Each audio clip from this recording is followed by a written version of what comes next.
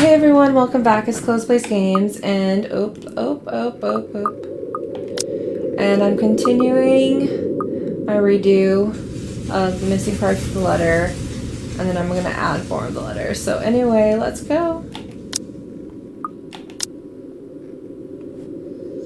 We say our goodbyes, shake hands, make it clear without outright saying it that we now own this house. By the time we left the mansion's grounds, sunset is almost upon us. So, you really want to buy this place then? That's a bit of a big impulse buy, even coming from you. Not that I'm complaining. Well, I'm glad you're not complaining like you usually do. It's a right and proper Christmas miracle, isn't it? Hannah has finally done something right. I refuse to look at him, staring at the passing scenery instead. Hey, Buttercup, what's with this cheek? Rose, Lily, Mint. The nerve, Luke, the nerve! Is that what this is about? One, that woman's name was Rose. And two, you know I don't mean a word of that empty flirting. And it's still the principle of things, Luke. I understand if you try to woo them to get what you want when it seems that I'm not looking. But I told you once before not to do it when I'm there.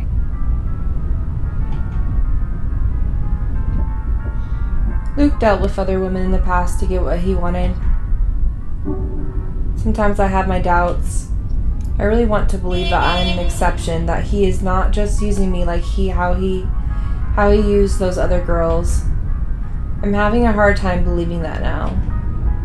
And it isn't just the shameless flirting. There's something about that Marianne woman, as if Luke is familiar with her.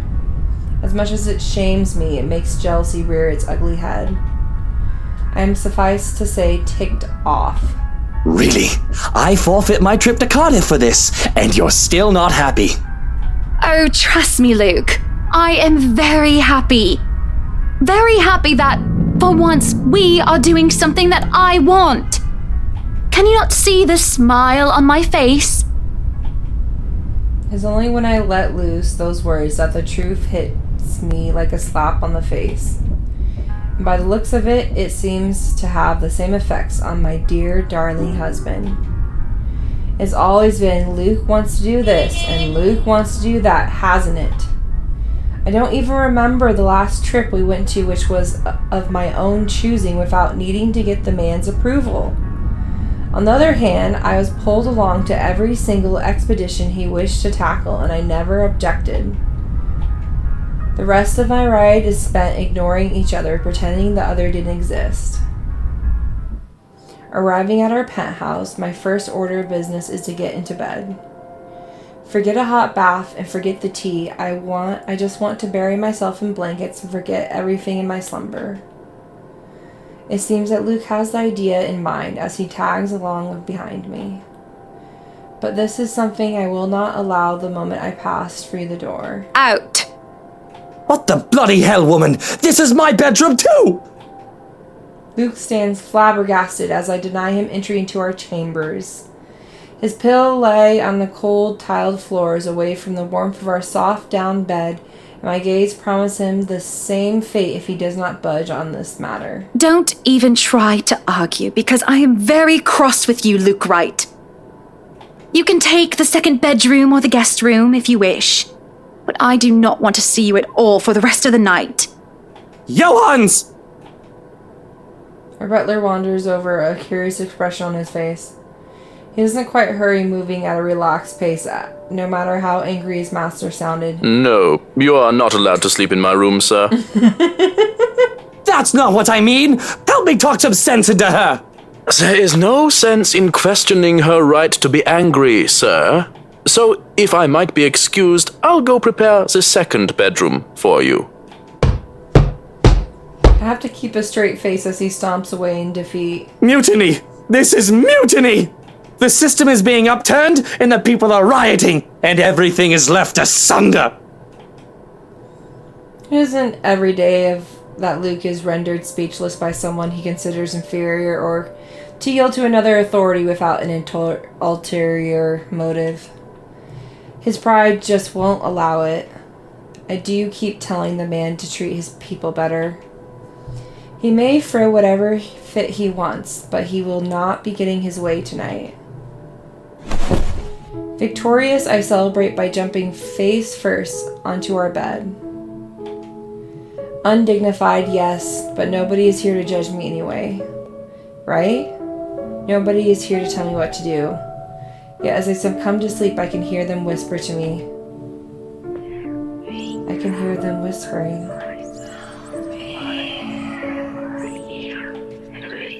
Calling for me. They want me. Need me. They drown me, pull me down, and suffocate me in their embrace, till I sink to the bottom. A deep abyss awaits, inviting me yet foreboding. They're calling me from in there, aren't they? And I don't want to help, I do. I do want to help, I do. But when I try to reach out, something pulls me back like a hook, sinking itself into my stomach. And I break through the surface with a gasp. Alone in bed and without Luke to hog the covers, I am swarmed in cloth and slicked with sweat. It takes me a while to untangle myself and kick them all off. Both the bed and I are right messed by the end of it all, but I am more than eager to just get up and go out for some fresh air. October 26th, Wednesday. The days past had gone by a blur. We hadn't talked much, Luke and I, outside of necessity. In fact, we've hardly talked beyond the topic of acquisitions of properties. Properties being the mansion, obviously. Everything has been so busy that I haven't taken to anyone outside of business, and it is just so stressing. So one can understand my need for a good chat, preferably over a good meal. There are times when any decent, emotionally healthy, and socially capable person need a good friend.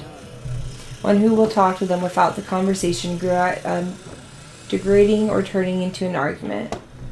Or bearing a nearby friend, I have interior design under confidently agreement to listen to me. Up, higher, come on now! The place is bustling with movers, carrying furnishings here and there, along with several trunks of personal belongings taken from our penthouse. I can hear Luke barking at them in the other rooms, making sure nothing is handled carelessly or gets stolen. Careful now! I know your pictures are framed by cheap plastic, but those are framed by African blackwood and are one-of-a-kind commissioned paintings. Each one is easily worth a lifetime of what you lot make. It's hard to tune him out. Walls did not do a good job of muffling him at all. But then again, it is Luke.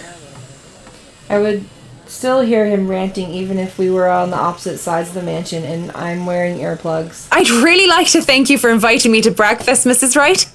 But I already ate, so I should really go back to work. Nonsense! You arrived so early, you must not have gotten a proper meal. Our butler has made a surprisingly lovely bubble and squeak. Sit. I'd situate us in the dining hall, but it is a mess right now. Oh, Johans! The man in question appears, ready with a tray as he starts to set the table for us. We sit in silence as we are each served a plate. Bubble and squeak topped by a nicely poached egg with cherry tomatoes and other garnishes adorning the edges of the plate. A cup and saucer and a teapot with some Earl Grey is placed down for Marianne, and I ask for an orange Julius. How are you liking the project? Drop that vase and I'll have your head! I know it's only an 8 million yen vase, but I swear, Well, it's certainly a fun challenge, incorporating the designs of a Jacobean manor and the functionality of a modern household. I have ideas I would like to suggest, by the way, about what to use the second bedroom for. I have been informed of your goddaughter and thought a kid-friendly room might be in order. You read my mind. I was actually going to bring that up. Oh, that would just be so lovely, Marianne. That way, Kylie can bring her friends over as well. And a good friend of mine, Rochelle, is expecting a baby. So, why don't we think about putting a crib in there too? I can just imagine little ones running around, filling this place with the pitter-patter of their feet. We'd have to make sure they don't trip and fall on the stairs, though. We won't be able to finish everything up until after the party. But we'll have it ready by then, so that all we need to do is to move in the furnishings. Yes, that's plenty fine. It's not like we're in a hurry to have it. And we wouldn't want the workers to disturb the guests or the other way around, do we? Just make sure it's presentable. You know, in case a guest snoops about. Of course. As for the kitchen you wanted, I've already negotiated for the high-end stoves and the hot and cold drawers, so on and so forth. I've got a friend who is able to customize them so that they'll look like the counters we'll be replacing and fit the rest of the interior. They'll be bringing them in today. Why can't you people do anything right? Don't drag it. You'll scratch the wood. Excellent. But no, really, how have you liked it so far? Oh, it has been wonderful, believe me. Everything is going smoothly too. It has been a long time since I've worked on something on this grand a scale. Nowadays, everyone is about condos and flats, living in the city where every room is an identical box. Believe me, this is very refreshing. We lived in a condo before this, Marianne. I didn't mean any insult. It's fine, sweetie. Look at you, all frazzled. I was just pulling your leg. Luke wanted that penthouse when we got married, and you can thank him for purchasing this place as well. She looks confused. Of course she has every right to be. She no doubt overheard me push the estate agent into the sale, making quite the aggressive offer. She saw me sign the papers for the mansion as well. I just had a scoff. Don't be fooled. I'm just the treasury. I wouldn't be able to make a purchase this grand without his seal of approval. I see. That's it. That's all you have to say. Yes, it wouldn't be appropriate to comment further. It is unprofessional. Unprofessional? I can't help but let out a deep sigh as I stick a fork into the dish. I didn't want professional. I want someone who will either agree with me, even if it's just for the sake of agreeing, or someone who will try to talk some sense into me. Neutral responses are so boring. There's no discourse in the middle of ground. The food is good. Best bubble and squeak. Of course it is. Our kitchen staff only uses the freshest hand-picked ingredients. Only the best for the rights. Mr. Wright is not joining us? No, he is far too busy bossing people around. He even refused to join me for breakfast earlier. Hence, this. I see. My apologies. I really don't know what sort of response you expect to get from me. There's a clatter of silverware as I slam my hands on the table. It is frustrating. I am frustrated at Luke mostly. But Marianne's neutral, professional answers are certainly irksome as well. You're a human with feelings and opinions, aren't you? Don't give me this bollocks about being professional when we're having a nice friendly chat over a nice and friendly breakfast. I can only talk about interior designs for so long, and I detest one-sided conversations, Marianne. But I really don't know what to say, Mrs. Wright. We were talking of no topic in particular, and... Luke. We were talking about Luke. About him not eating breakfast with you? About him treating me as if I were some treasury. I mean, you're the one who called yourself that, so... I didn't realize that I shouted that out loud until it is too late. There is a stunned silence that settled before I slumped back into my seat. Hiding my face behind my hands, I can feel my shoulders shake. Breathe, I told myself. Calm down. But it's just so hard. Honestly, sometimes I feel like he doesn't love me anymore. Oh, have I been so blind? Did he ever love me at all? Was our marriage all for the sake of saving his company and his wealth? Because? Because? Did I say all that out loud again?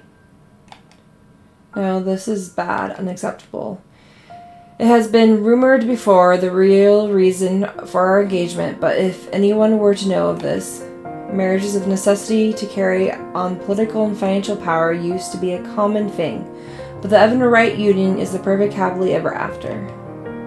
was supposed to be. It is true that we first met each other in order to discuss dealings to make the then failing Wright Enterprise a subsidiary for Evans Incorporated. But I do remember being in love with him, and there were times when he said he loved me back. Even if I'm not sure what the truth is now. Either way, I do not want the Wright name or the Evans name dragged through the mud because of a slip-up. I don't think we threatened her. I think we asked for her silence, but I'm gonna check. Okay, 1, 2, 3, boop.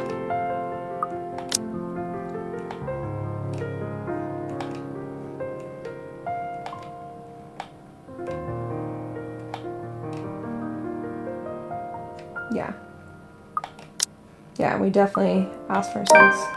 Marianne is a good sort, isn't she?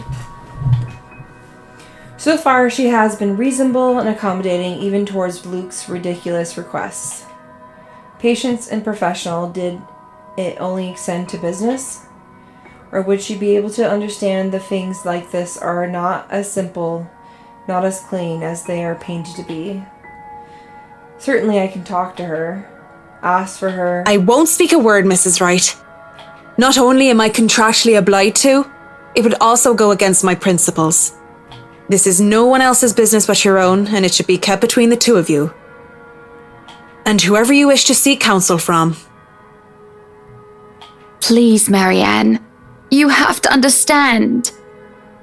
These sort of affairs, if anyone were to know this, they could just twist it and we'll be ruined. All I ask for is your silence on the matter. If I am to be frank, Mrs. Wright, this isn't new for me. You aren't the first, and you certainly won't be the last to have complicated dealings. Unless what you're doing is illegal, I turn a blind eye. Can I trust her? If I wasn't in the same boat, I'd be trying to pry those secrets and gossip with you about them by now. Well, I'm keeping that information confidential as well. It's not like I have any other choice, do I? Thank you. We continue to eat our meal in peace, finishing the last of the food and drink. When the door to the parlor opened, Marianne and I are just sitting in silence. Madam, the photographer from Luxury Living is here. I give him nothing but a small nod. This was a wonderful meal, Marianne. You're free to return to your duties. I must excuse myself. It was my pleasure. And thank you for the food as well. Making my way downstairs, I look back and see Marianne give me a nod and a small smile. That certainly put me in lighter spirits. An interview with Luxury Living. That is today, isn't it? Oh yes. People had caught wind of our new mansion the very moment we left the open house. Luke had boasted he could acquire the property in no time and allowed a photo shoot for an interior design magazine to be scheduled today. While there were complications, it took longer than it usually does for us. Hopefully I won't have any other unfortunate slip-ups when someone who isn't bound by confidentiality. The mansion grounds have been one of the first things to be fixed up aside from the bedroom. Although it's still a work in progress, it had a promising start and I can already see the flower patches. Luke's favored daffodil stands out easily, having been transplanted from the pots that used to litter the rooftops of our penthouse. Why, if the moving crew thought that Luke was being hard on them, they clearly didn't see the loud landscaper on his way out. The man looks like he was ready to faint, and Luke seemed ready to kill him by the end of their discussion. It is in the gardens that I see him standing near the flowers in quiet admiration. He is hard to miss, the hulk of a man that clearly did not belong, and the big backpack and suitcase he has with him makes him look much larger.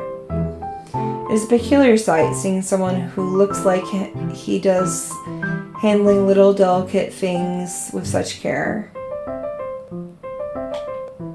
He looks up from the gardens and does a double take before a friendly face replaces his sincere expression. Miss Wright, yeah? Hi, Zachary Steele here from Luxury Living, ma'am. Hope you weren't waiting too long. But it looks like you're still moving in, huh? Thought for a second there my calendar was wrong and I came here too early. You look familiar. Have we met? Have a very wide social circle, so everyone looks familiar at one point or another. But one would think I'd remember someone who stands out like him. The struggle to recall must have been evident on my face as he quickly and kindly answers my question. Oh, I was with Isabella, your estate agent, when she had the house blessed. Oh, yes, that's right. Small world, isn't it? Yeah, when your husband called me the fucking N-word, yeah, that when it happened, bitch. Zach, you're way too fucking nice. Should have known you were Miss Wright. The one and only. Welcome, welcome to Maison de Right. And yes, we've been in the process of moving in as we were delayed, but it won't be a problem. They're just adding a few things here and there, and you should still be able to do your work. Where's the rest of your crew then, Mr. Steele? Zach is fine, please. Mr. Steele makes me feel like I'm a mascot for a cleaning product. Anyway, I'll be your one-man crew for today. Don't worry, been doing this gig for a while now. You must be quite the veteran to handle this on your own. We've had a full crew coming into our penthouse the last time we were covered in your magazine. Veteran? Oh, your words are too kind, Miss Wright. Hannah! If I get to call you Zach, you have my permission to call me Hannah. Alrighty then. Anyway, I'm no veteran, but I know my camera well enough to make sure this is a good shoot. You can trust me on that, Miss Wright. Hannah. Okay guys, I'm going to end the episode here. In the meantime, enjoy the spoopy season, and in the next episode we will continue. And I'm not sure when I'll be caught up, but I should be caught up soon, and yeah. Bye.